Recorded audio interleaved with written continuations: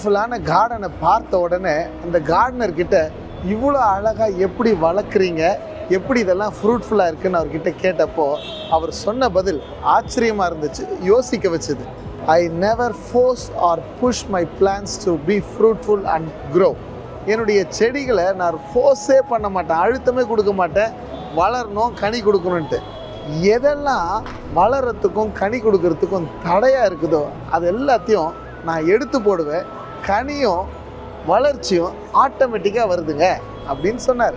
அப்போ வாழ்க்கையில் சக்ஸஸ்ஃபுல்லாக ஃப்ரூட்ஃபுல்லாக செழுமையாக நம்ம இருக்கணும் அப்படின்னு நினச்சா சாதகமாக இருக்கிற காரியங்களை தக்க வச்சுக்கிறது மாத்திரம் இம்பார்ட்டண்ட் இல்லைங்க, சாதகம் இல்லாத சூழ்நிலைகளை நம்ம விட்டு விலக்குவதும் ரொம்ப இம்பார்ட்டண்ட்டான ஒரு விஷயம். பரிசுத்த வேதாகமத்தில் எல்லாவற்றையும் சோதித்து பார்த்து நலமானதை பிடித்து கொள்ளுங்கள் அப்படின்னு வசனம் இருக்கிறது. அதோட வசனம் நிற்கலை, பொல்லாங்காய் தோன்றுகிற எல்லாவற்றையும் விட்டு விலகுங்கள் அப்படின்னு வசனம் சொல்லுது. The more you concentrate on growing, concentrate on removing the things that stop you from growing.